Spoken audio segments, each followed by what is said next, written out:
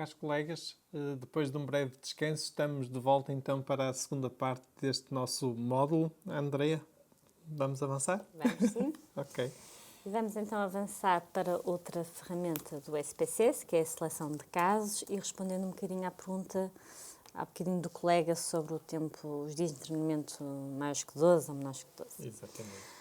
Portanto, por vezes é necessário selecionar apenas alguns casos na nossa base de dados. Vamos supor que eu queria só selecionar as mulheres, ou selecionar apenas os casos com mais de 21 anos, ou com os dias de treinamento menores que 12, etc. Portanto, muitas vezes estamos interessados só em trabalhar com uma subpopulação da nossa base de dados. Passamos então para o exemplo. Vamos supor que se pretende selecionar apenas as mulheres da nossa base de dados. Eu queria então passarem aqui para o ecrã. Portanto, no SPSS, ainda no menu Dados, depois da opção Arquivo Dividido, nós temos a opção de selecionar casos. Portanto, se nós carregarmos na opção de selecionar casos, por defeito está selecionada a opção de todos os casos, mas nós podemos selecionar se uma determinada condição for cumprida. Portanto, carregamos aqui no botão Se, e agora colocamos a condição que pretendemos. Portanto, neste caso, nós queremos selecionar apenas as mulheres, portanto, dizemos que queremos que o sexo seja igual a 0, que as mulheres, neste caso, estão qualificadas como sendo 0. Se clicarmos em continuar e depois em OK, mais uma vez, portanto, ele não nos vai criar nada visível.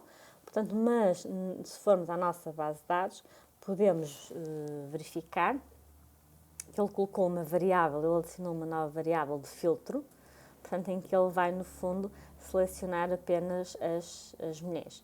E se verificarmos aqui na nossa base de dados, se eu andar aqui com o elevador para baixo, o que é que eu vejo? Eu vejo que no correspondente aos homens, portanto o SPSS cortou-me, portanto ele coloca no fundo uma barra em todos os registros correspondentes aos homens. Portanto, a partir de agora, tudo o que eu fizer é como se estas linhas não existissem. Portanto, a partir de agora, todas as análises que eu vou fazer, ele só me vai fazer no fundo para as mulheres.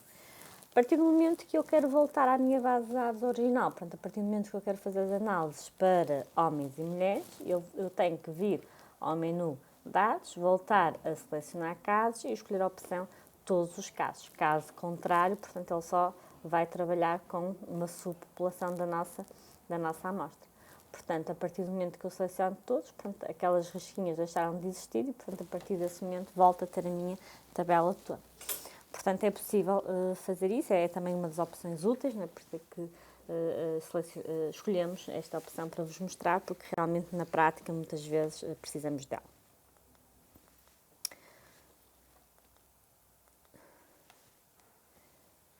Passamos novamente para os slides.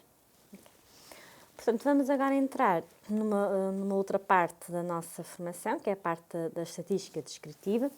Portanto, existem muitos métodos estatísticos para descrever dados. Sempre que temos uma base de dados, a primeira parte que podemos fazer é a descrição da nossa base de dados e, portanto, é importante, no fundo, conhecermos as técnicas disponíveis para fazer essa descrição das nossas bases de dados.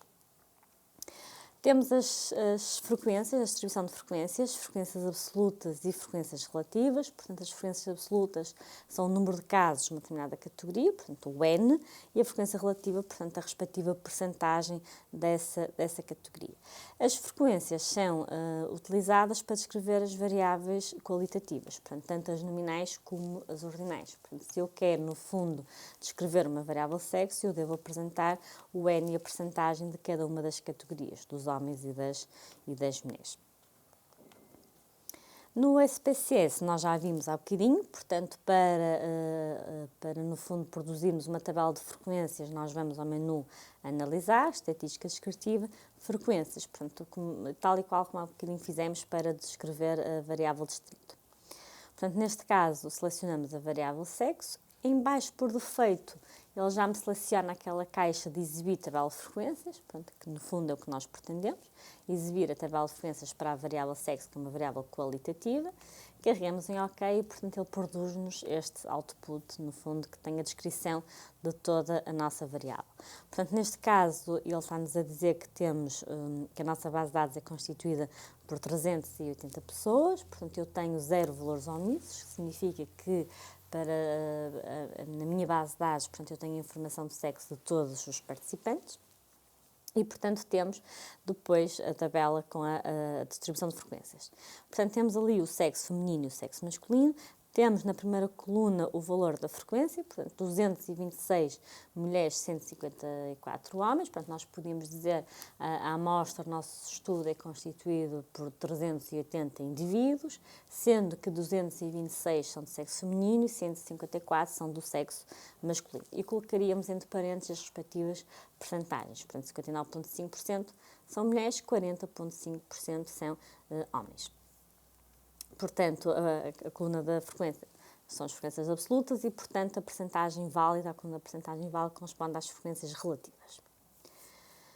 Bem, se fizéssemos a mesma coisa para a variável distrito, portanto, se fôssemos pedir a tabela de frequências da variável distrito, o SPSS iria-nos produzir este output e, portanto, ele iria-nos indicar que temos 379 casos válidos e temos um valor omisso. Ou seja, eu olhando para esta descrição, o que é que eu percebo? Eu percebo que dos meus 380 indivíduos, eu sei o distrito de 379 e há uma pessoa para a qual eu não sei o distrito. Bem, e depois ele apresenta-nos então a tabela de frequências, tendo em conta que temos um valor omisso e, portanto, depois temos o N para cada um dos distritos. Bem, temos aqui a nossa primeira pergunta de televoto relativamente a esta tabela de distrito.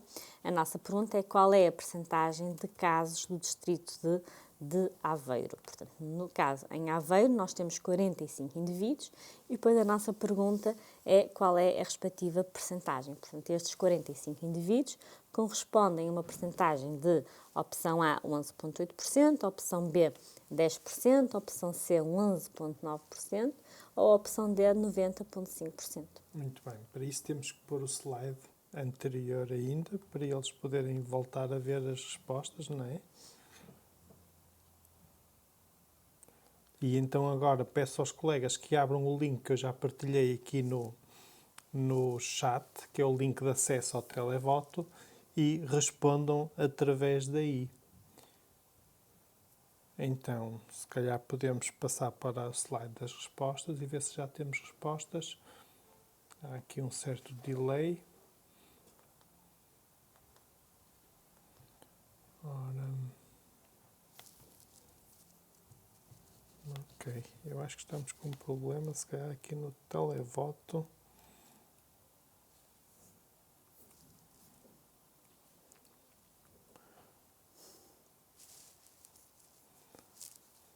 Vamos respondendo nós, porque, portanto, é melhor voltar a pergunta é qual a percentagem de casos do distrito de Aveiro?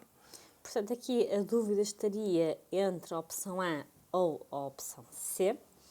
Porquê? Porque o SPSS produz-nos duas colunas de percentagem e, portanto, aqui o que eu queria chamar-vos a atenção é, nós temos duas colunas de percentagem e, portanto, qual é a diferença entre as duas? Porque há bocadinho na variável sexo, né, se nós repararmos, a coluna percentagem e a coluna percentagem válida eram exatamente iguais e, portanto, aí tanto faria olharmos para uma ou para outra.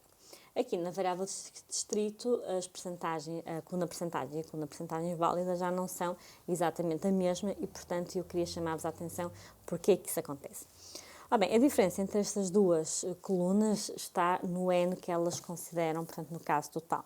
Porquê? Porque na variável distrito nós temos um caso omisso. Nós temos os chamados missing values. E, portanto, o que acontece? Na coluna da percentagem, as percentagens são feitas considerando o número total de pessoas, ou seja, considerando os 380. E é por isso que, se vocês repararem, nós temos a percentagem de cada um dos distritos e, inclusive, temos a percentagem do missing. Ou seja, nós temos um missing e esse missing representa 0,3% da nossa amostra.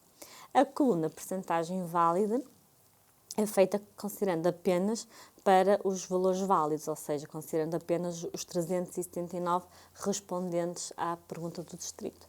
E, portanto, neste caso, a nossa percentagem de indivíduos do distrito de Aveiro não significa que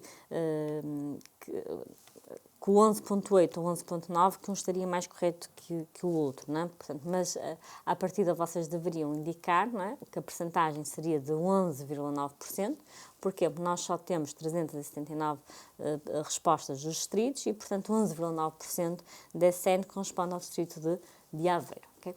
No entanto, aqui o importante é nós percebermos, no fundo, qual é o nosso N.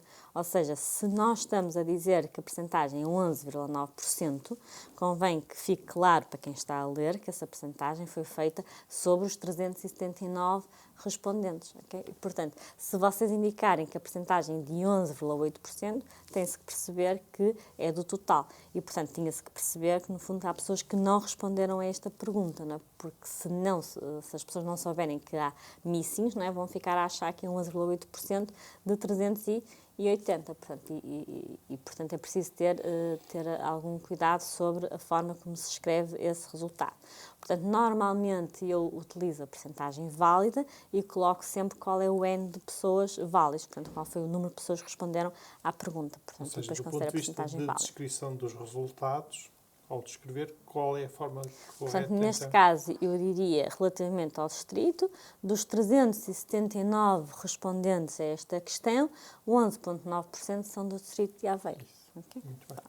Muito bem. Portanto, é importante que fique Já bem agora, claro. eu vou pedir, porque nós estamos aqui com um problema com o televoto. Os colegas responderam e 79%, mas lá está, não está a aparecer na apresentação. Pronto, eu aqui em back-office consigo ver as respostas dos colegas. 79% dos colegas respondeu 11,9% e 16% dos colegas respondeu 11,8% e ainda houve 10% dos colegas que responderam 5%. Não, 5% dos colegas que responderam 10%. Ok, 10%.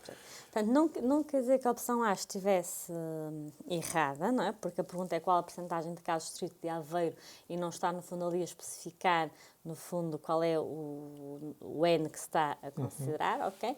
Mas, portanto, para perceberem bem que a diferença entre estas duas colunas está realmente se vamos considerar os missings ou se não vamos considerar os missings e que isso deve ficar claro para quem está a ler os resultados, ok? Portanto, eu quando estou a ler o resultado, se eu estou a ler uma percentagem, eu tenho que perceber qual é o meu N que está em causa, ok? Senão depois fica confuso, não é? Para fazer as contas. E neste caso só temos um missing, não é? Mas nos casos em que temos muitos missings, depois faz bastante diferença, ok? Portanto, esta é a diferença entre estas duas colunas. Já agora, a última coluna é a percentagem cumulativa, portanto, vai somando sempre a categoria que está para trás e, portanto, a última corresponde sempre aos 100%. Bem, para representar, então, as nossas variáveis, nós temos as medidas de tendência central e de dispersão. Desculpa só, ainda antes de Sim, entrar, pergunta aqui o colega, neste caso, o que é o caso omisso? O que é? Sim. O caso omisso é uma pessoa que não respondeu a esta pergunta. Se vocês forem à vossa base de dados, eu não sei se é possível passarem aqui para o SPSS. Se nós formos aqui à nossa base de dados, à nossa variável distrito, portanto, se eu for aqui à variável distrito, selecionar a variável distrito com o botão direito rato, ordenar por ordem ascendente, do mais pequeno para o maior, eu verifico que realmente eu tenho um caso omisso. Eu tenho uma pessoa que não respondeu ao distrito. Portanto, o processo 347. Portanto, se isto vos acontece nas vossas bases de dados, ou seja, o processo número 347 eu não tenho distrito, portanto, num caso prático, o que eu deveria fazer? Eu deveria pensar, ok, eu não tenho o distrito deste processo, se calhar por lapso meu, portanto, eu vou consultar o processo e vou ver se realmente eu tenho informação do distrito ou não. Se tiver, acrescento, mas posso realmente não ter, porque a pessoa pode não ter dado o distrito ou por outro motivo qualquer, eu posso não ter essa informação.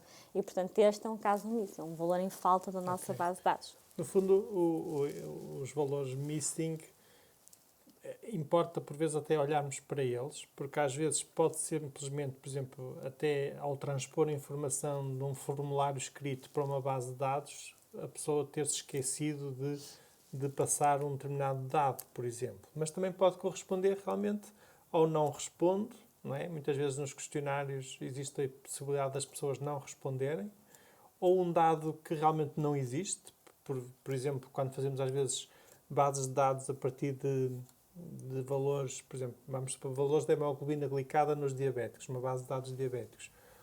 Pode haver um ou outro doente que não tenhamos o valor da hemoglobina glicada, por exemplo, ou então também, por vezes, respostas não válidas, ou seja, respostas que não sejam perceptíveis, também podem às vezes ter que ser considerados como dados omissos, ou seja, se não conseguimos perceber a resposta que está ali, ou se é apenas um gatafunho que está entre duas opções, ou etc.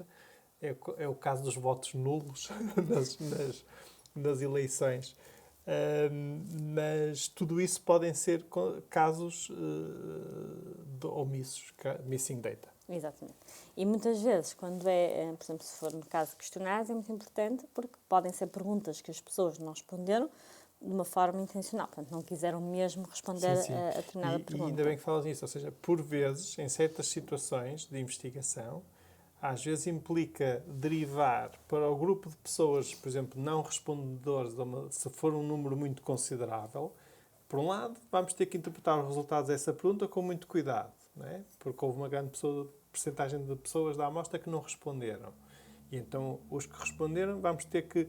Por outro lado, às vezes, implica mesmo uma segunda pesquisa e às vezes até uma segunda, pode implicar, por exemplo, uma segunda entrevista para tentarmos perceber porque é que as pessoas não responderam. E inclusivamente, por exemplo, quando às vezes depois se avança para a publicação dos resultados, os revisores às vezes perguntam e perguntam se nós tentamos investigar e perceber porque é que houve tantos missing, digamos, ou tantos não respondedores àquela pergunta. Por isso é que, já agora, por isso é que muitas vezes nos questionários, por exemplo, quando temos perguntas sensíveis, em que achamos que a taxa de missings vai ser muito elevada, deve-se acrescentar a opção do não quero responder, que é para nós conseguirmos, no fundo, filtrar as pessoas que deixaram a pergunta em branco porque não quiseram responder, daquelas que saltaram a pergunta porque não a viram, porque não a leram, não é? Porque quando eu tenho uma pergunta em que a pessoa não respondeu, eu não sei se a pessoa não respondeu porque saltou a pergunta sem querer, não a viu, ou se não respondeu porque realmente não quis responder àquela pergunta. E por isso muitas vezes aparece não quer responder a esta pergunta como opção, no fundo, que é para eu conseguir distinguir as pessoas que não respondem porque não querem daquelas que saltaram a pergunta, nem sequer viram, não é? E portanto fez esquecimento. Portanto, os missings são sempre casos muito sensíveis.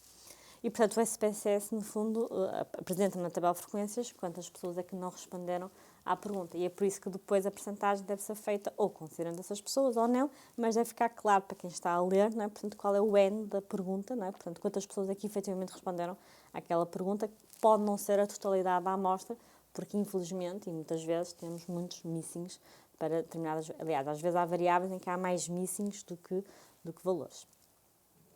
Bem, as frequências, as absolutas e relativas, são muito boas para descrever variáveis qualitativas, mas não são boas para descrever variáveis contínuas. Por exemplo, a idade, eu não vou pôr uma tabela de frequências da variável idade, porque eu corro o risco de ter cada pessoa ter uma idade diferente e, portanto, teria uma tabela enorme para a variável idade. E, portanto, para descrever variáveis quantitativas, eu devo usar outro tipo de medidas. E, normalmente, nas variáveis quantitativas, eu estou interessada em responder a um conjunto de perguntas, como qual é o centro dos meus dados, como é que se espalham os meus dados na gama de valores, quais são os extremos dos dados, quais são os valores mínimos e máximos, que forma é que tem a minha distribuição, ela é simétrica ou assimétrica. Os valores são muito agrupados à volta da média, são muito afastados em relação à média. Portanto, eu quero responder a este tipo de coisas e, para isso, utilizamos as medidas de tendência central e as medidas de dispersão, que eu acredito que vocês já ouviram falar. Portanto, as medidas de tendência central são a média, a moda, a mediana e os quantis, portanto, normalmente são estas as medidas de tendência central que se utilizam.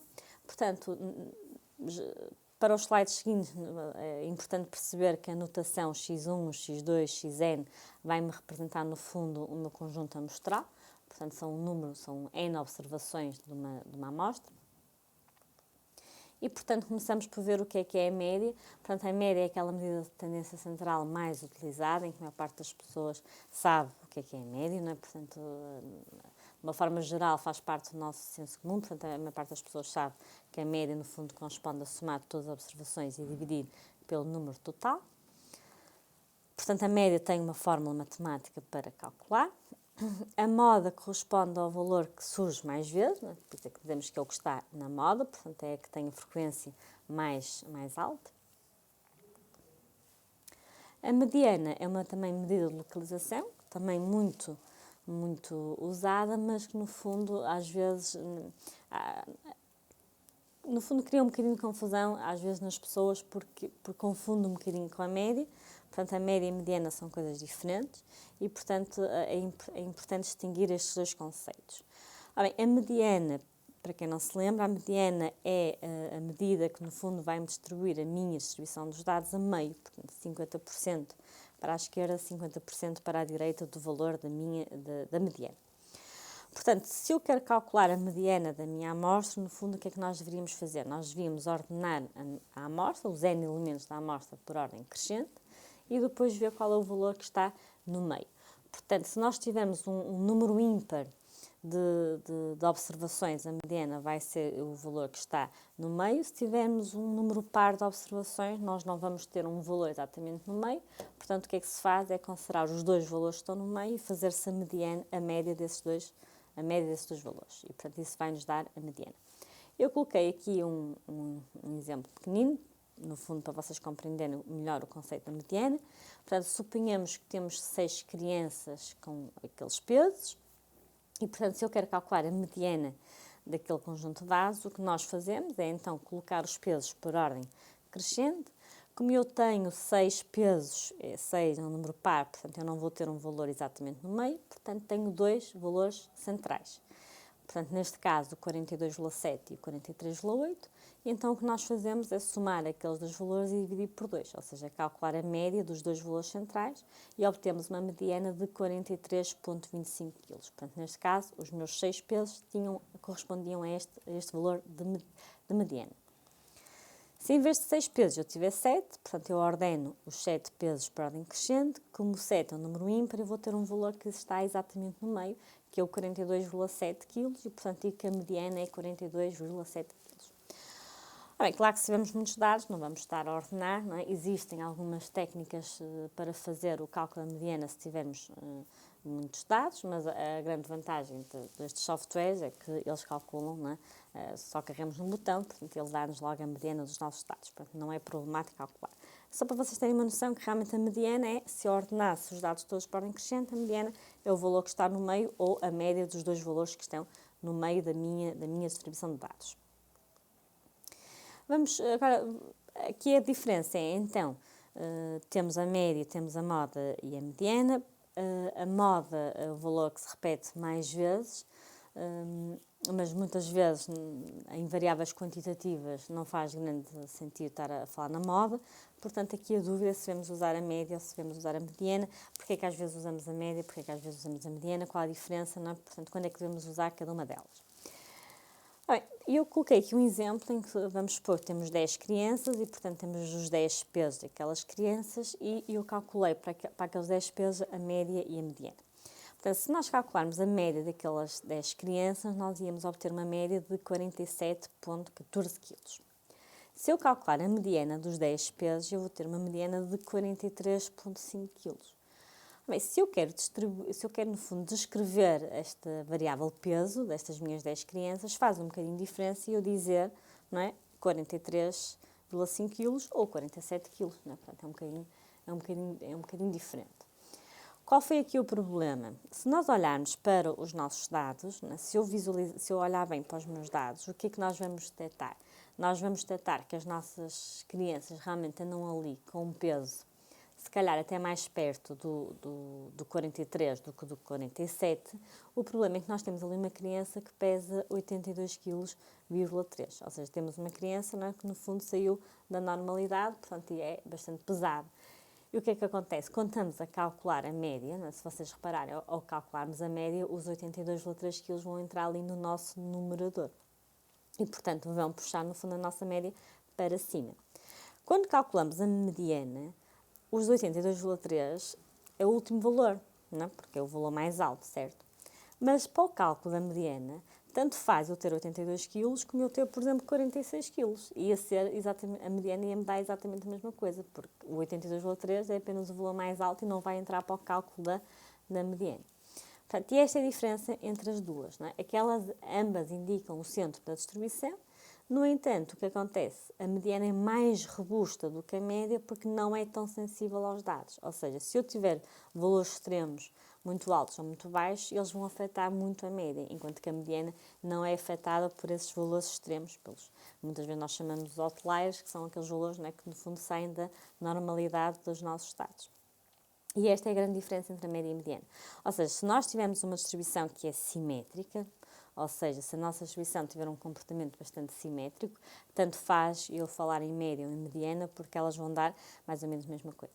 Se eu tiver uma distribuição de dados em que realmente eu tenho valores altos nas pontinhas, não é? Ou valores muito pequenininhos ou valores muito altos, não é? A minha média vai ser muito afetada e, portanto, eu utilizar a média para descrever o centro da minha distribuição não será o mais correto, porque a média não vai estar a ser influenciada por esses valores extremos.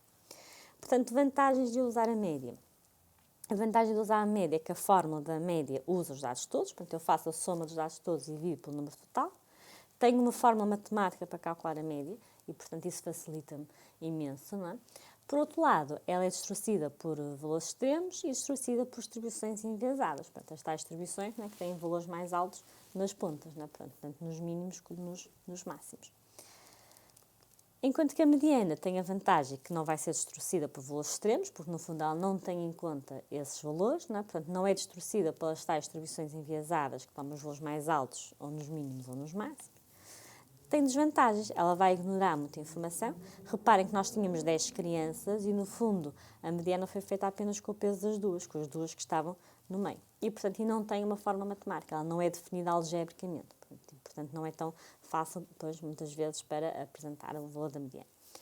Bem, portanto, tanto uma como a outra têm vantagens e desvantagens. Portanto, normalmente nós usamos, na maior parte dos estudos, as pessoas têm uma tendência para usar a média, porque lá está, porque a média toda a gente sabe o que é e, portanto, está muito familiarizado com o conceito.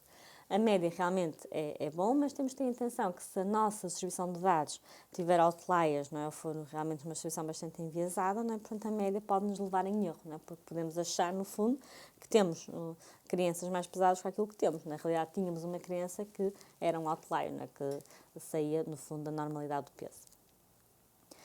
Depois temos os quantis, não é? Portanto, que acredito que também já ouviram falar, portanto, temos o primeiro quartil, o terceiro quartil, a mediana corresponde ao segundo quartil. Portanto, quando nós temos os quartis, normalmente nós dividimos a distribuição em 4 partes. Portanto, a mediana distribui a distribuição em 2, os quartis distribuem a distribuição em 4 partes. Portanto, o primeiro quartil, no fundo, representa-me que eu tenho 25% da minha distribuição à esquerda daquele valor, 75% à direita. O segundo quartil corresponde à mediana, tenho 50% para um lado, 50% para o outro. E o terceiro quartil, tenho 25% para a direita, 75% para a esquerda. Portanto, este é o conceito dos quartis. Pronto, e então temos, para medidas de tendência central, temos então a média, a mediana, a moda e os quartis, normalmente são aquelas que mais usamos. Podemos questionar-nos se é suficiente apresentar as medidas de tendência central para descrever os dados, e então eu coloquei aqui um exemplo para vocês perceberem que às vezes não é suficiente apresentarmos as medidas de tendência central. Então vamos supor que temos 2 alunos que tiveram média igual no mestrado em Medicina Geral e Familiar, no novo mestrado. Portanto, temos 2 alunos que tiveram... Mestrado de Cuidados de Saúde Primários. Temos... E, colegas, lembro que termina esta semana, no próximo dia 18, o período para inscrições no Mestrado de Cuidados de Saúde Primários, que eu penso que é, digamos, uma proposta muito interessante, mesmo para os colegas que estiverem interessados em fazer doutoramento. Este mestrado, no fundo, abre-lhes o caminho em direção a esse doutoramento, porque depois será muito provável obterem equivalências já nas unidades curriculares do futuro doutoramento e ficam ao mesmo tempo com o protocolo de investigação já muito adiantado, faltando depois apenas o trabalho de campo. Além de terem a oportunidade depois, nesse mestrado, de conhecerem pessoalmente a professora Andreia, porque ela vai dar mais-valia. algumas das aulas. Isso é claramente uma mais-valia. Força! Subscrevam-se. Portanto, temos então dois alunos. Os dois alunos tiveram 10 disciplinas diferentes. Temos um aluno que teve 15 a todas as disciplinas. E depois temos ali um aluno que teve 10 a 5 disciplinas e tirou nota 20 às outras 5 disciplinas. Se nós apresentássemos a média destes dois alunos, ambos os alunos apresentavam uma média de 15. E, portanto, se eu dissesse assim, eu tenho dois alunos, ambos têm média de 15, eu poderia ficar a achar que os dois alunos são iguais. No entanto, olhando para as notas deles, eu percebo que eu tenho dois alunos diferentes. Portanto, eu tenho um aluno que é realmente bastante constante, portanto, tirou 15 a tudo, e depois tenho outro aluno que tem extremos, não é? Tem disciplinas que gosta muito e tira 20, e tem outras disciplinas que passou com o 10 um bocadinho à rasquinha, não é? Portanto, são alunos diferentes. E, portanto, a média não era suficiente, não é? No fundo, para descrever estes dois alunos. Porque se eu apresentasse apenas a média, ia ficar com a impressão errada de que estava perante dois alunos iguais. E é por isso que surge a necessidade de usar algo para além das medidas de tendência central. E então aí usa-se as medidas de dispersão, que no fundo vão-me ajudar a perceber como é que os meus dados se dispersam relativamente à média.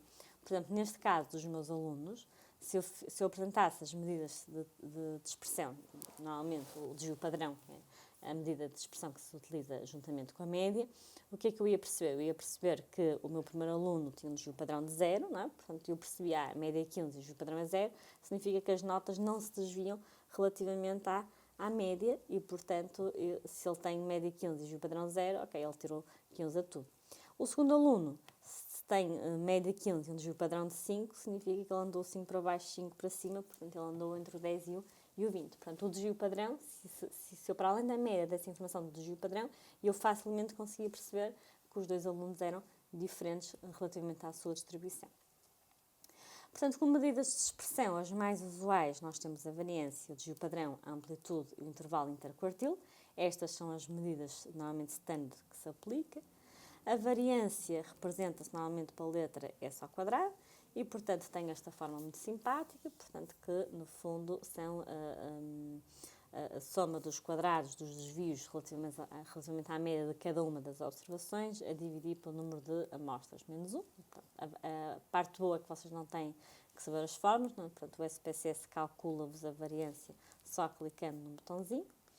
O desvio padrão, já agora chama a atenção que a variância, portanto, é uma medida ao quadrado. Portanto, as unidades da minha variância são as unidades da minha medida ao quadrado. Não é? Portanto, se eu estiver a falar em anos, se eu falar na variância, estou a falar em anos ao quadrado. Não é? Portanto, se for a minha variabilidade, a variância é anos ao quadrado.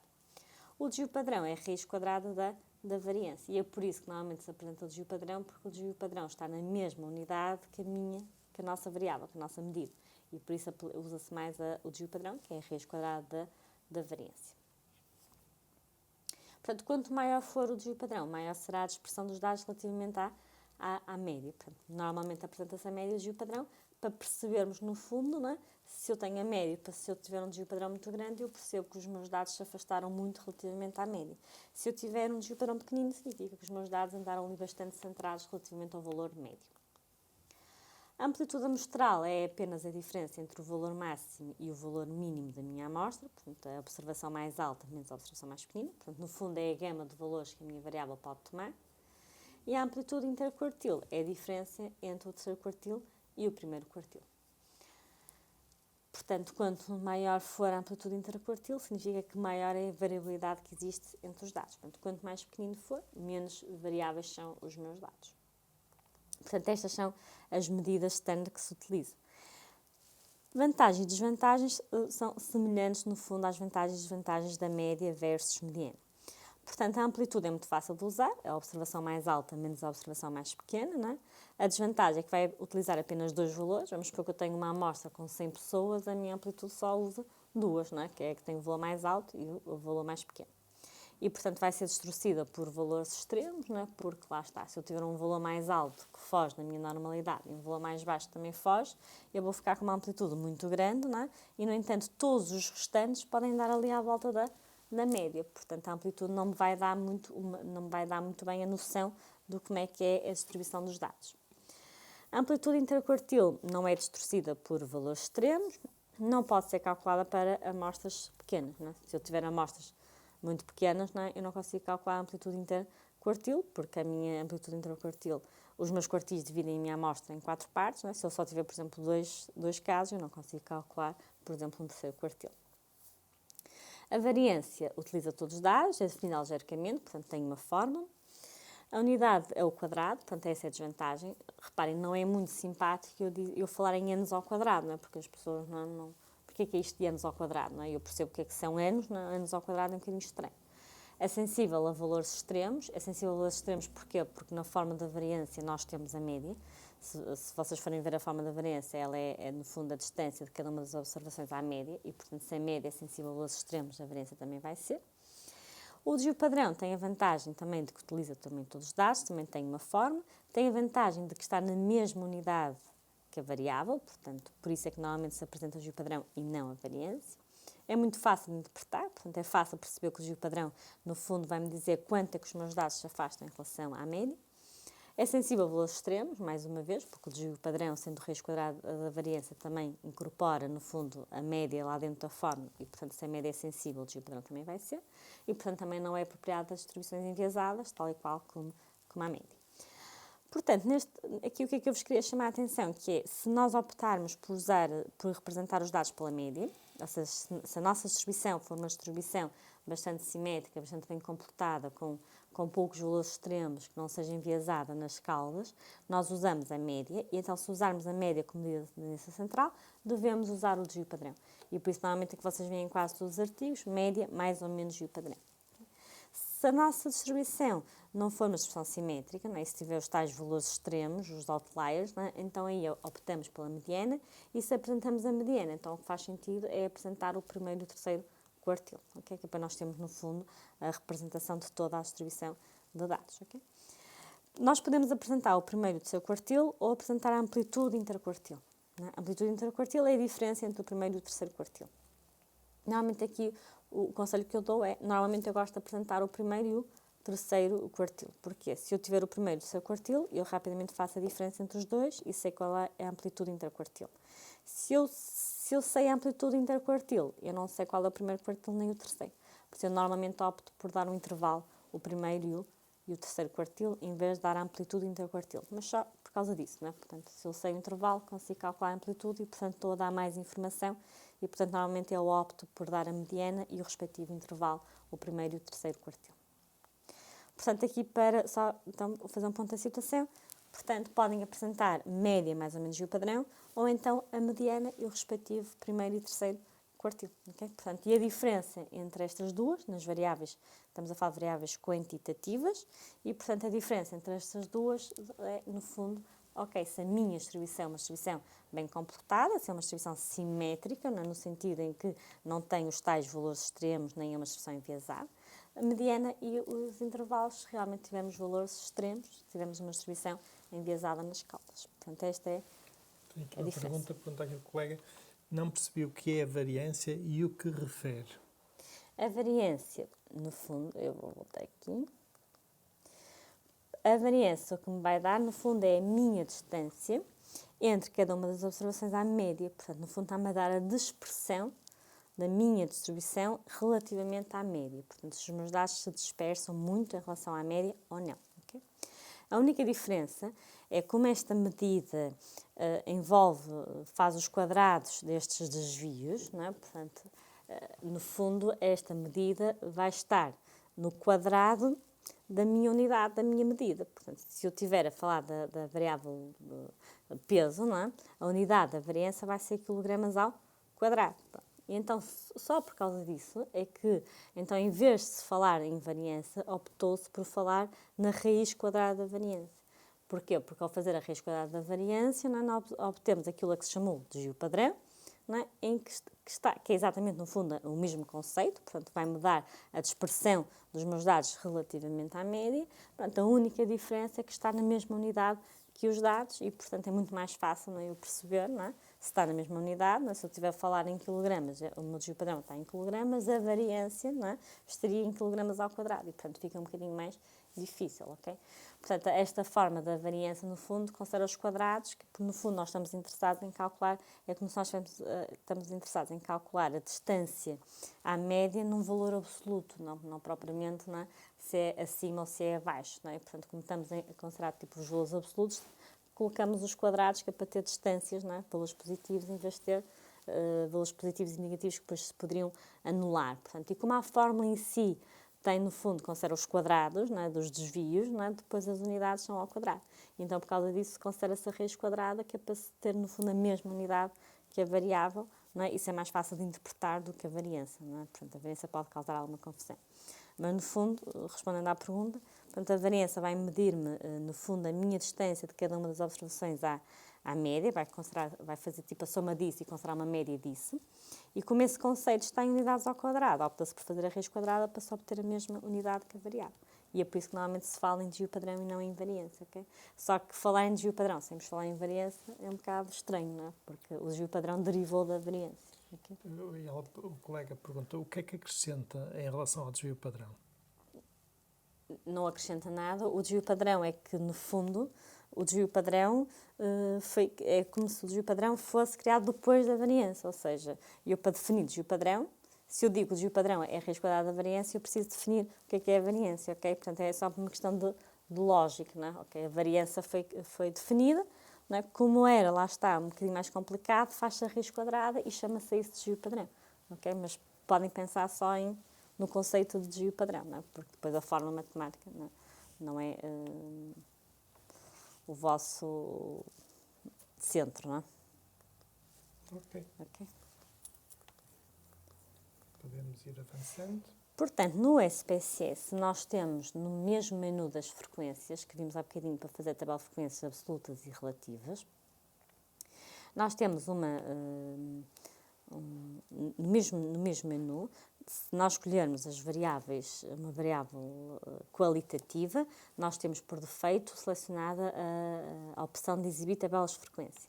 Se eu escolho uma variável quantitativa, não faz sentido eu exibir a tabela de frequências, portanto, nós devemos retirar aquele certinho dali, portanto, eu devo desselecionar esta caixa, senão ele vai mostrar-me a tabela de frequências de uma variável quantitativa que não faz sentido. E depois nós temos ali a opção de estatísticas e naquela opção de estatísticas nós temos aqui uma série de estatísticas disponíveis que podemos pedir, e nomeadamente temos as medidas de tendência central e as medidas de expressão. E eu posso,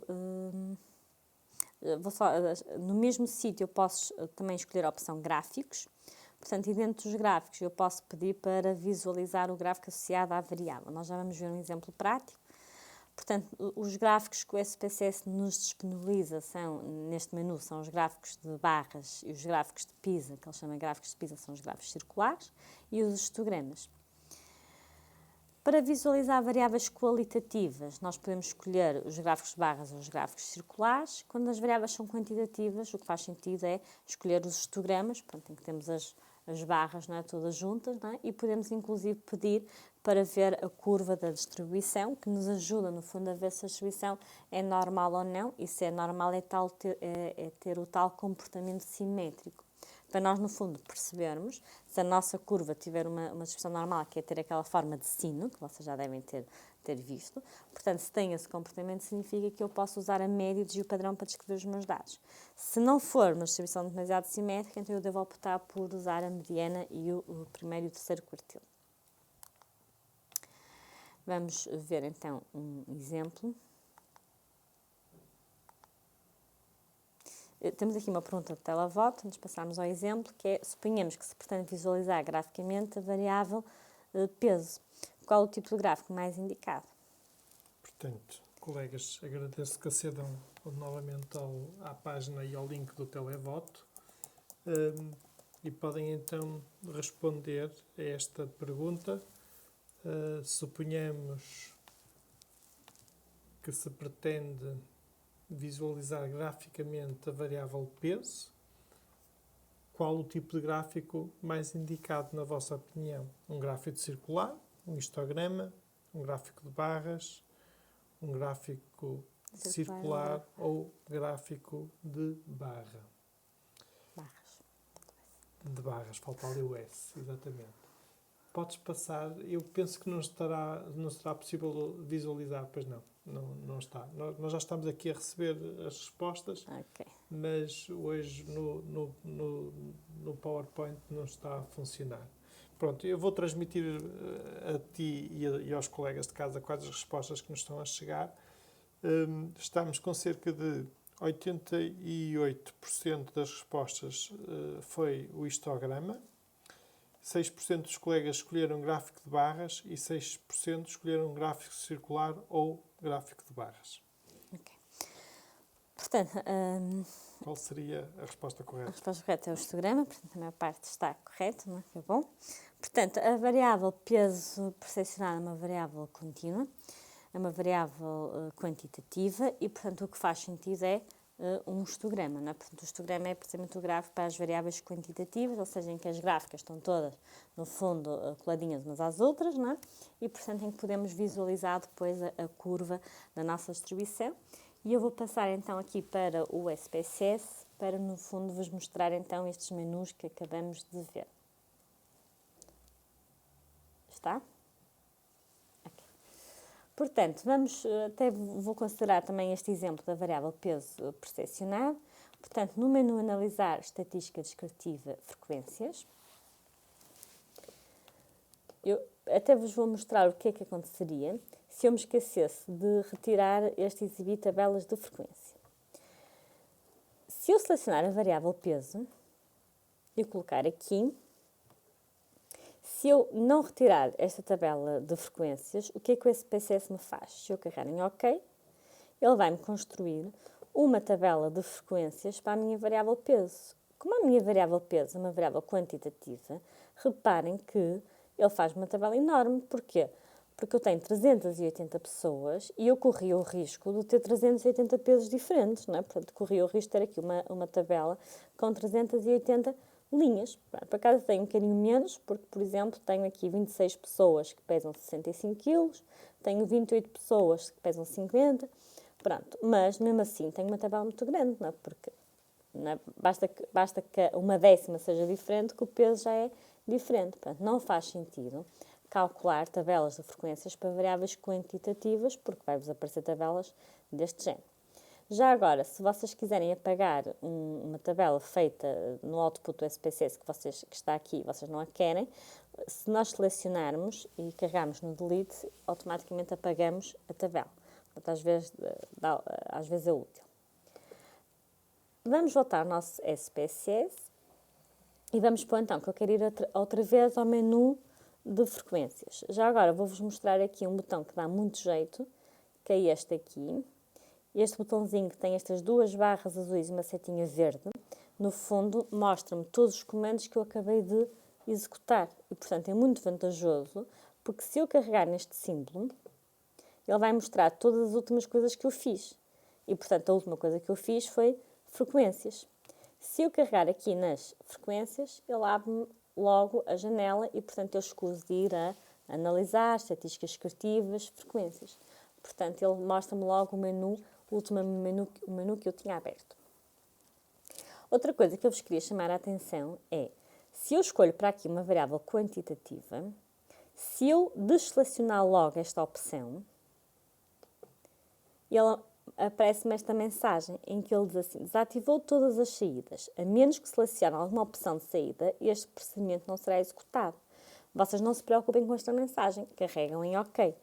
Porque o que ele me está a dizer é que eu selecionei uma variável e não quero a tabela de frequências. Se eu não quero a tabela de frequências, eu tenho que lhe dizer o que é que eu quero, porque caso contrário ele não vai fazer nada, certo? Pronto, então nós carregamos em OK e agora vamos lhe dizer então o que é que nós queremos desta variável. E, portanto, podemos carregar aqui no menu estatísticas.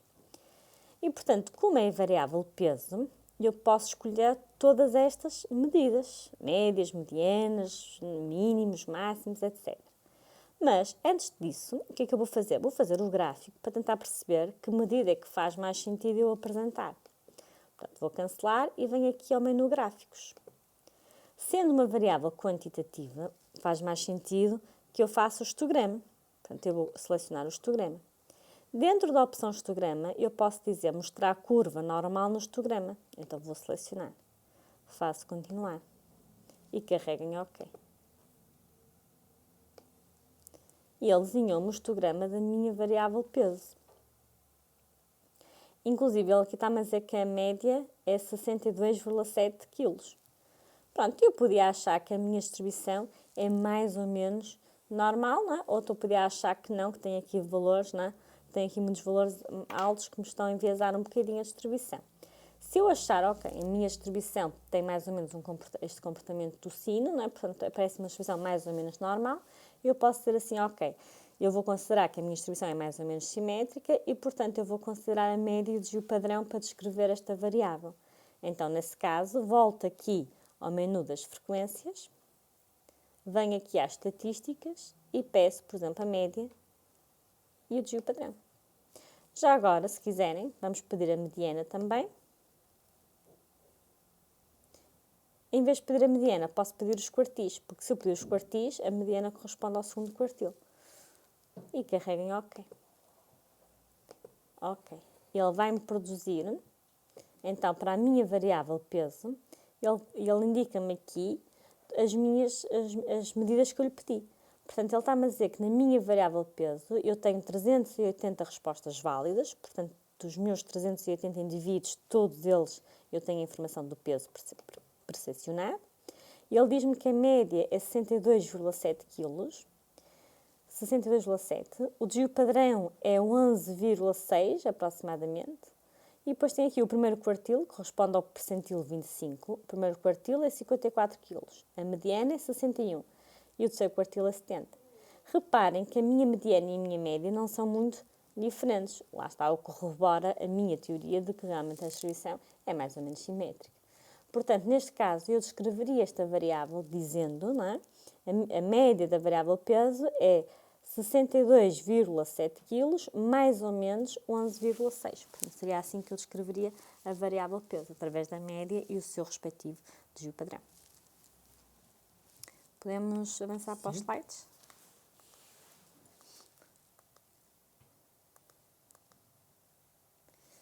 Outra ferramenta que vamos ver do SPSS, também muito útil, é a tabela cruzada. Portanto, muitas vezes, se eu quero descrever apenas uma variável categórica, eu faço uma tabela de frequências. Mas muitas vezes queremos ver a relação entre duas variáveis categóricas e, portanto, precisamos daquilo que nós chamamos, não é, uma tabela de dupla entrada, não é, uma tabela cruzada, uma cross-tab, não é, uma tabela de contingência. Portanto, temos várias palavras para a mesma coisa. Portanto, numa tabela cruzada, nós vamos ter duas variáveis, no fundo, qualitativas que estão em jogo. Não? Uma representarão as linhas, outra representarão as colunas. E, portanto, numa tabela típica cruzada de 2 por 2, em que eu tenho duas variáveis, tenho duas variáveis em que cada uma delas toma duas categorias diferentes, portanto, eu tenho uma tabela de dupla entrada, não é? 2 por 2. E, portanto, isto é o standard da tabela, não é? Portanto, tenho linha 1, linha 2, coluna 1, coluna 2, tenho ali as respectivas frequências, A, B, C, D, e depois posso fazer a soma das linhas e posso fazer a soma das colunas, e depois ainda tenho ali o meu valor total, que corresponde ao A mais B mais C mais D, que no fundo corresponde ao N da minha amostra. As somas das linhas e as somas da coluna são chamadas por frequências marginais. Portanto, se às vezes ouvirem falar no termo das frequências marginais, no fundo é a soma das linhas ou a soma das colunas da tabela cruzada. Quando eu estou a descrever uma tabela cruzada, normalmente eu posso... Nestas tabelas, normalmente há sempre questões duvidosas. Porquê? Porque quando eu estou a falar nos N's, eu não tenho dúvidas, não é? Portanto, eu coloco ali as frequências absolutas, o A, o B, o C e o D. O problema é que quando eu faço uma tabela deste género, eu posso colocar ali em cada uma delas, em cada uma das casinhas, em cada uma das células, eu posso colocar 3 percentagens diferentes. Porque eu posso colocar a percentagem por linha, posso colocar a percentagem por coluna ou a percentagem sobre o total. E é aqui que vai gerando algumas confusões e às vezes fica difícil interpretarem um bocadinho este tipo de tabelas. Portanto, se eu tenho, neste caso, eu tenho a percentagem feita por linha. Ou seja, eu tenho ali a linha 1 e depois tenho a percentagem dentro da linha 1. Ou seja, a minha linha 1, a soma da minha linha 1 é A mais B, certo? Então, quando eu faço a percentagem da primeira célula, que é do meu A, eu digo que é o A sobre este total A mais B. Portanto, é dentro da linha 1, a percentagem que está na coluna 1 é A sobre A mais B. Portanto, o mesmo depois para o B, que é o B sobre o A mais B. E na linha de baixo, na linha 2, eu estou a fazer a percentagem sobre a linha, eu terei C sobre o total da linha 2, que é C mais D, ou D sobre o total da linha 2, que é sobre C mais 2. Isto é se eu faço as percentagens por linha. Agora, eu posso fazer a percentagem por coluna. Se eu tiver a fazer a percentagem por coluna, reparem que na primeira célula que eu tenho a frequência A, o total da minha coluna 1 é A mais C. Portanto, quando eu apresento a percentagem, eu digo que é A num total de A mais C, porque estou a dizer quanto é que é o A no total da coluna 1. E, portanto, é a percentagem, neste caso, por coluna. Ou ainda posso fazer a percentagem sobre o total. Portanto, é A no N total. Portanto, é A em N, ou B em N, ou C em N, ou D em N. Isto para vocês perceberem que quando eu tenho uma tabela cruzada, no fundo, e quando eu estou a representar a percentagem, eu posso ter a percentagem em 3, no fundo, denominadores diferentes. Portanto, eu tenho 3 tipos de percentagens diferentes. E, portanto, nós temos que escolher qual é a percentagem que vamos colocar e depois saber interpretar. No SPSS, nós temos o menu para fazer a tabela de referência cruzada. Portanto, se formos ao menu analisar estatística descritiva, tabela de referência cruzada. Depois ele abre-nos esta janela e nós colocamos uma variável para a linha, uma variável para a coluna. E depois nós vamos ver um exemplo que é mais fácil.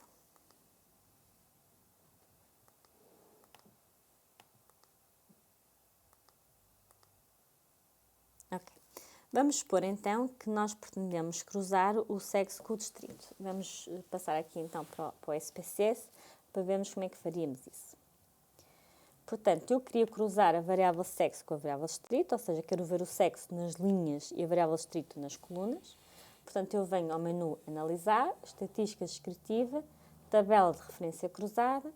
Nas linhas coloco a variável sexo, nas colunas coloco a variável distrito. Pronto. E agora, para vocês verem que, quando eu venho aqui à janelinha das células, se eu ver aqui à janela das células, eu tenho aqui um menu que me diz percentagens. E nestas percentagens eu posso escolher linha, coluna ou total. Eu vou escolher as 3 para vocês verem a diferença entre as 3. Mas na prática vocês devem escolher uma. Normalmente eu escolho percentagem por linha. Okay? Depois, no módulo seguinte, vamos ver o teste aqui quadrado, que é o teste quando eu estou a estudar a associação entre duas variáveis qualitativas, que é precisamente nas tabelas de referências cruzadas que fazemos isto, e, portanto, vamos ver melhor porque é que eu escolho a percentagem em linha, está bem? Pronto, mas nós devemos, no fundo, vocês não devem apresentar as 3, senão a tabela vai ficar muito confusa. Mas eu aqui vou apresentar as 3 para vocês perceberem qual é a diferença entre as 3. Carregamos em OK e selecionamos em OK. Portanto, ele produz-me esta tabela. Portanto, nós, normalmente, num artigo, nós não vamos colocar estas 3 percentagens. Eu estou a colocar aqui que é para vocês aprenderem, no fundo, a interpretar a tabela e a perceber qual é a diferença entre estas 3 percentagens. Então, vamos ver. Se eu vos perguntasse assim, quantas pessoas são do sexo feminino e do distrito do Porto? Nós temos 166, portanto, na minha amostra de 379 pessoas, e são 379 porque há uma pessoa para a qual eu não tenho informação do distrito, se vocês se lembram. Portanto, o meu N total são 379 pessoas. E destas minhas 379, eu tenho 166 pessoas que são mulheres e são do distrito do Porto. Okay? Agora, se eu quiser, em vez de falar em 166, se eu quiser falar em percentagem, eu tenho que dividir o 166 por um denominador, certo? E este denominador é que eu posso escolher qual é que eu quero que seja. Se eu quiser que o meu denominador seja o total, ou seja, os 379, eu quero dizer assim, eu tenho 166, dos 379, eu tenho 166 pessoas que são mulheres e são do Porto. Então, eu estou a fazer uma percentagem sobre o total. E, portanto, a percentagem sobre o total, o SPSS diz-me que é 43,8%. Então, o que é que eu poderia afirmar? Eu poderia afirmar que 43,8% do meu N são mulheres e são do distrito do Porto. Okay? Portanto, é isto que quer dizer essa percentagem. Agora, eu posso dizer assim, eu tenho 225 mulheres no total. E destas 225 mulheres, 166 são do Porto. Então, eu quero ver a percentagem dentro do sexo, dentro das mulheres. Então, o SPSS está-me a dizer que essa percentagem é 73,8%. Então, este 73,8% corresponde a 166 a dividir por 225. Então, o que é que eu diria? Eu diria assim, das mulheres, 73,8% são do Distrito do Porto. Era esta a frase que eu escreveria. Ou, ainda posso ver isto noutra perspectiva. Eu posso ser assim, eu tenho 260 pessoas do Distrito do Porto. E dessas 260 pessoas, 166 são mulheres. E então essa percentagem seria uma percentagem por distrito e seria 63,8%. Corresponde a eu fazer 166 a dividir por 260. E então a frase seria: das pessoas do Distrito do Porto, 63,8% são mulheres. Okay? Portanto, são 3 formas diferentes de eu, no fundo, apresentar os dados.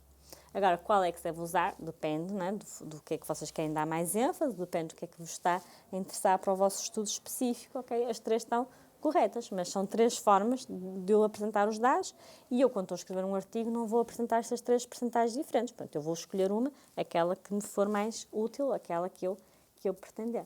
Portanto, mas isto para vocês perceberem que realmente às vezes estas tabelas não são muito fáceis de interpretar e muitas vezes eu percebo que às vezes vocês têm algumas dificuldades em perceber a diferença entre estas 3 percentagens.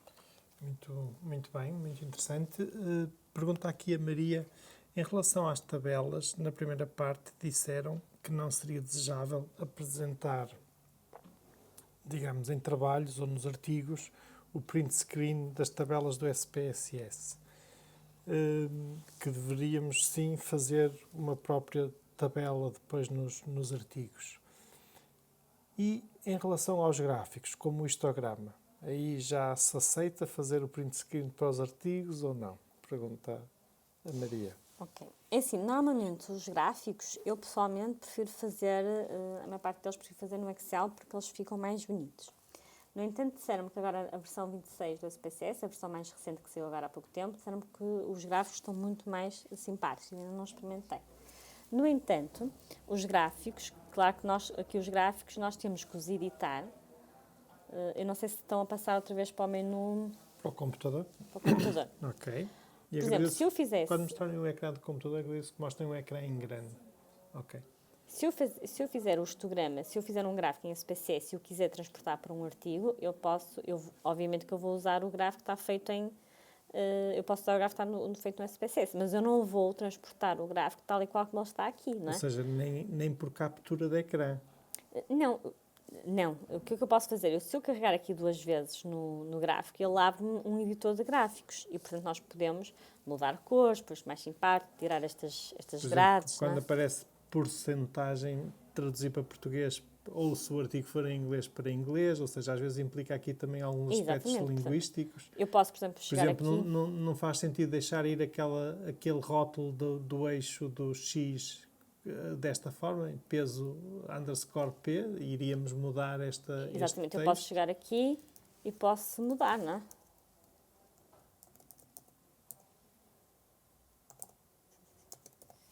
Ou seja, eu posso editar, não é, o gráfico e devo editar o gráfico, não é? Portanto, eu não vou copiar tal e qual como ele está, não é? Portanto, eu vou editar o gráfico pelo mais simpático, não é? Para depois colocá-lo. E depois, normalmente, usas a função exportar para o Word ou usas captura de ecrã? Depois, o que é que eu normalmente faço? Eu seleciono aqui o gráfico, vou aqui a arquivo e nós temos aqui a opção que diz exportar. E eu posso até escolher aqui a opção do selecionado, não é? Vou pôr aqui todos. Eu já selecionei o gráfico.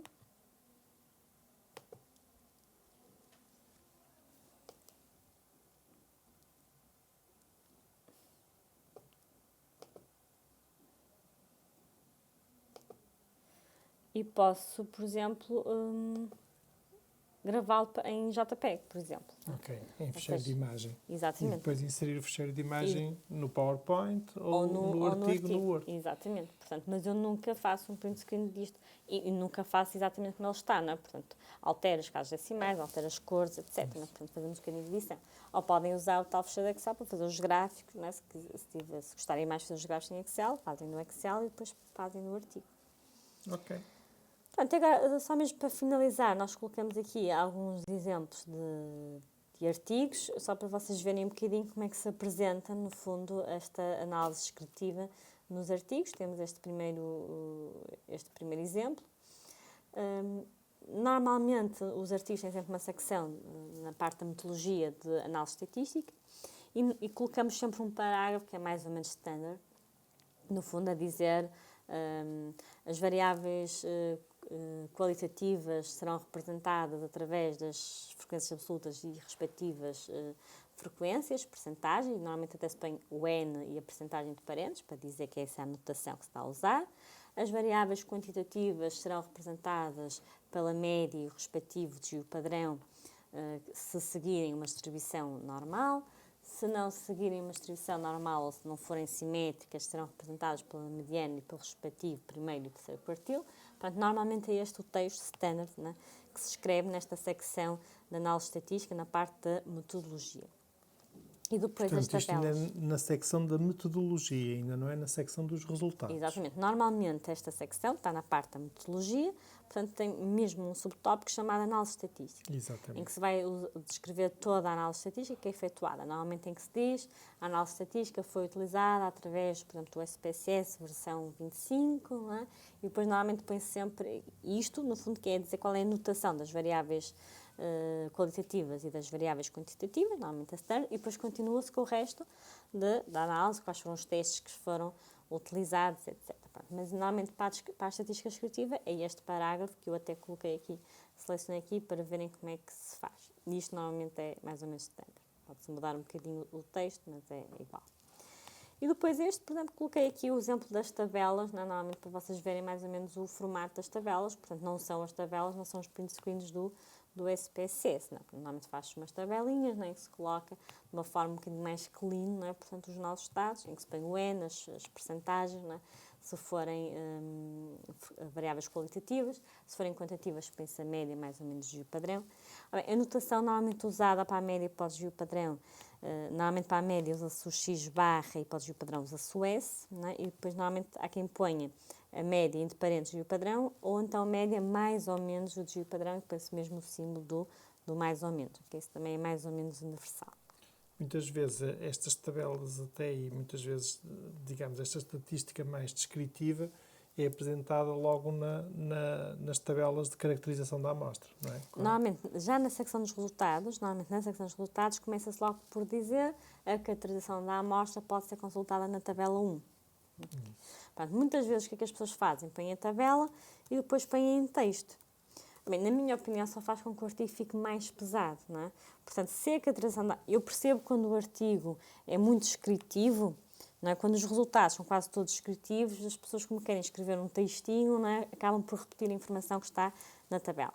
Mas quando temos mais análise para além da estatística descritiva, quando temos depois outros tipos de testes, acho que não se deve perder tempo a descrever o que já está na tabela, não é? Até porque muitas vezes temos falta de espaço nos artigos, não é? Que eles dão-nos pouco espaço ou poucas palavras e, portanto, nós temos que poupar em algum lado. E, portanto, na caracterização da amostra, eu normalmente submeto para a tabela. Eu digo a caracterização da amostra pode ser consultada na tabela 1. E na tabela 1 temos as características todas da amostra. E, portanto, não vou estar a perder tempo a escrever em texto, não é? A caracterização da amostra. Pronto. Às vezes uma coisa ou outra que se pode, não é? Salientar, ou dizer, por exemplo, o tamanho da amostra é constituído por X pessoas, né? Tanto sexo masculino, tanto sexo feminino, a média das idades é tanto. Pronto, assim um pequeno parágrafo. Mas não vou perder grande detalhe, porque no fundo a informação estará toda na tabela. Depois temos aqui outro exemplo. Pronto, mas como podem ver, no fundo, a linguagem, né, é sempre bastante semelhante, né, porque no fundo esta parte é mais ou menos standard, né, e é comum em quase todos os trabalhos. Portanto, a análise descritiva é sempre feita mais ou menos da mesma forma e, portanto, os exemplos das tabelas, né, como vocês podem ver, lá está, temos aqui, neste caso optaram por pôr 3 colunas, uma para a variável, uma para o N e outra para a percentagem. E eu normalmente coloco só o N e a percentagem, eu coloco na mesma coluna, ponho o N em diferentes percentagem e pronto, e não faço 2 colunas, mas claro, depois depende um bocadinho de cada um. E deixo aqui um link de internet que vocês podem seguir, que tem o historial do SPSS também passo por passo, bastante simpático. E o livro de João Maroco, que a maior parte de vocês provavelmente se calhar já conhece ou já ouviu falar, não é? Portanto, que também tem o SPSS bastante detalhado e, portanto, que podem consultar, que é bastante interessante. Muito bem. Terminamos. Andrés, terminamos mesmo a hora certa. Deixa-me só ver se temos aqui mais alguma pergunta que tenha chegado agora em cima da hora.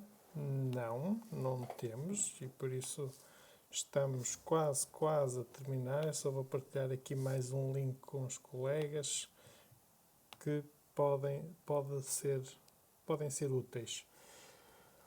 Ora bom, ainda antes de te agradecer, Andreia, vou só partilhar com os colegas uma ou duas informações que são importantes. Antes de mais, recordar que este curso chama-se curso H4A Health Research e o H4A, no fundo, tem a ver com o lema de cuidados de saúde primários, que é o Health for All, e relaciona-se realmente com, digamos, esta nossa network que o MG Familiar criou, que é a H4A Primary Healthcare Research Network. No fundo, é como o próprio nome indica, uma rede de pessoas que gostam de fazer investigação.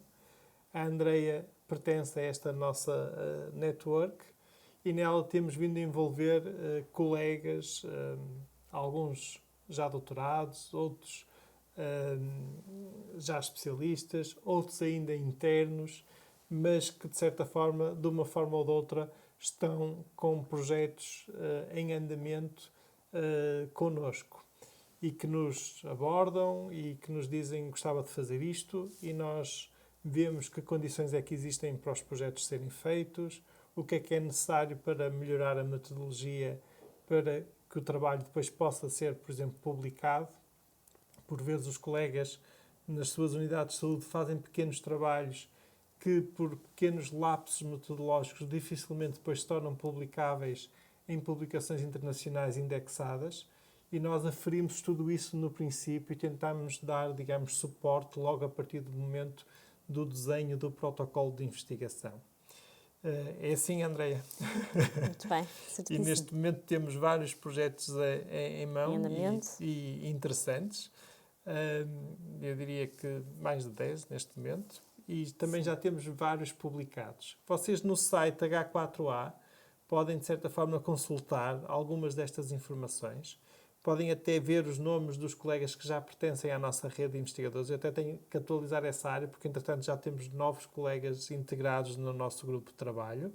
E também podem ver já algumas das publicações que têm saído do fruto deste nosso trabalho ao longo dos anos. E acreditem que neste próximo, eu espero meio ano, vamos lá ver, depois os revisores, às vezes as revistas levam mais tempo, mas eu diria que no próximo ano vamos ter novidades muito interessantes e publicações muito interessantes que irão sair.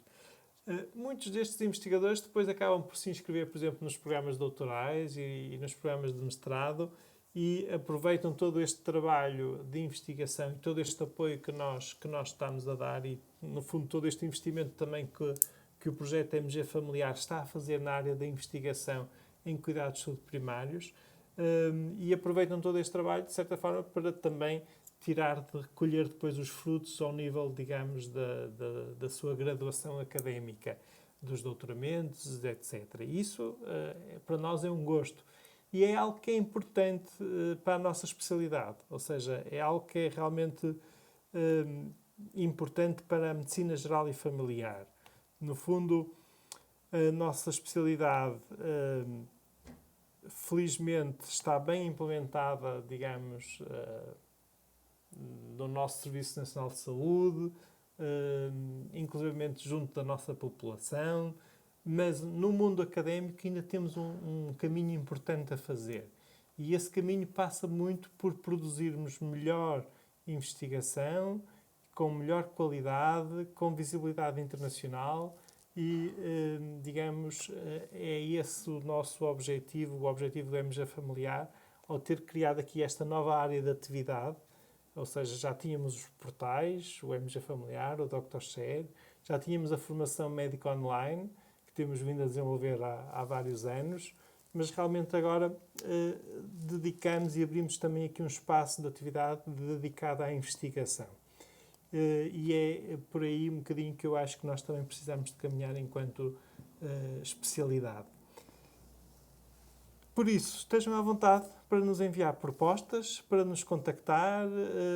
Tem aí no portal H4A informações e nós estamos da nossa parte disponíveis para vos ajudar nos projetos de investigação. É também muito esse o objetivo deste curso. Este curso, no fundo, visa, por um lado, dar-vos esta formação, mas, por outro lado, tentar dar-vos condições para produzir investigação. E depois, se necessário, estamos cá também para vos apoiar nesse sentido. Neste contexto e interligado, duas mensagens, duas lembranças finais. Uma, o mestrado de Cuidados de Saúde Primários. Eu penso que pode ser um braço académico de todo este projeto muito importante. E as inscrições acabam no próximo dia 18 de julho. Outra mensagem que vos quero recordar tem a ver com a inscrição no fórum do EuroPrev, no European Forum on Prevention and Primary Healthcare. Realiza-se em novembro, mas termina já este mês, no dia 31/7, o período em que as inscrições são significativamente mais económicas, mais baratas. Realmente o desconto é muito significativo para quem se inscreve neste período precoce e, sobretudo, para quem faz uma inscrição de grupo. Portanto, colegas, inscrevam-se no Fórum do EuroPrev, que será em novembro no Porto, e eu acho que o programa deste ano está particularmente interessante. Está bem? Finalmente, recordo, têm até hoje à meia-noite que entregar o TPC do módulo anterior. Está bem? Por favor, não se esqueçam de o fazer. É muito frequente eu receber mensagens de colegas a dizer esqueci-me de entregar o TPC. Eu aí depois já não posso fazer nada, as regras têm que ser iguais para todos e por isso, por favor, lembrem-se de entregar o TPC dentro do prazo. Agora vou só espreitar aqui o chat, ver se entretanto chegou mais alguma mensagem. Chegaram algumas mensagens da Andreia, nomeadamente, por exemplo, da Sandra Marques. Obrigada, gostei muito.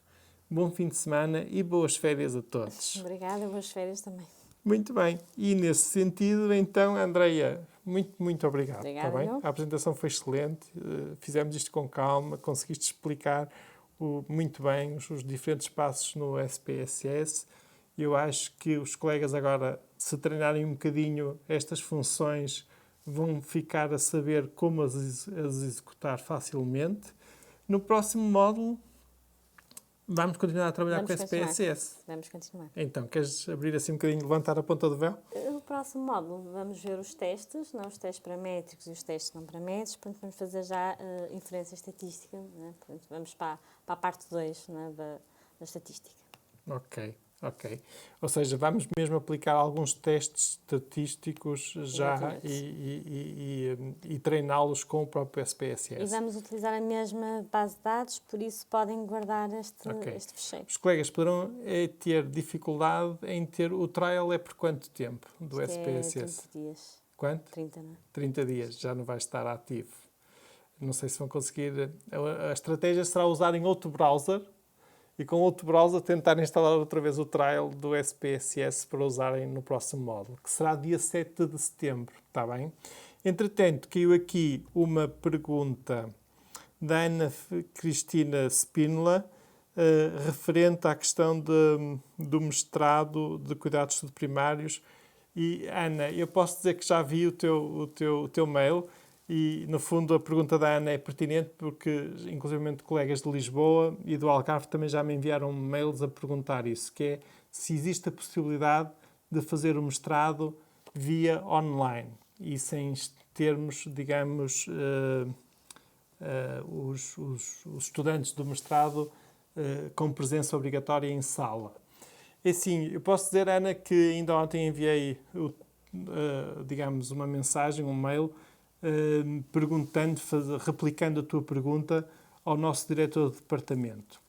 E já obtive resposta, só estamos aqui ainda a trocar algumas mensagens internamente para depois te enviar um mail com a resposta definitiva, mas aparentemente realmente não é possível. Não é possível, sobretudo por questões burocráticas, ou seja, os segundos ciclos de estudos e os terceiros ciclos de estudos têm que ser acreditados e há todo um procedimento burocrático que levou, neste caso, anos. Eu ando a trabalhar neste mestrado há anos. Antes de trabalhar no mestrado, trabalhei num programa doutoral em cuidados de saúde primários, só que as coisas não correram bem e não foi para a frente. Mas depois não quis desistir e, de certa forma, tentámos trabalhar no mestrado em cuidados de saúde primários para daqui a algum tempo colher frutos e poder fazer o upgrade para o programa doutoral em cuidados de saúde primários. Mas realmente, devido a essas questões burocráticas, parece-nos que não será possível, por enquanto, dar a possibilidade de fazer o mestrado via online. Contudo, é algo que vai ter sido em consideração, não sei se no futuro, ou vamos tentar que no futuro isso seja possível, mas pelas respostas que eu recebi até agora, parece-me que realmente tal não será possível. Continuamos a trabalhar e a tentar melhorar, está bem? Pronto, acho que entretanto não chegou mais nenhuma mensagem, vou só espreitar. Exatamente, colegas, umas excelentes, Andreia, umas excelentes férias, que tudo corra bem contigo e com a tua família, para vocês também. Umas excelentes férias, um excelente período de descanso, aproveitem bem, aproveitem para relaxar, para estar com aqueles que mais amais e que mais vos amam também e que tudo vos corra bem. E um grande, grande obrigado por toda a vossa presença, todo o vosso apoio ao longo deste ano. E então, depois das férias, dia 7 de setembro, estaremos de volta. Um grande abraço. Tchau. Até à próxima.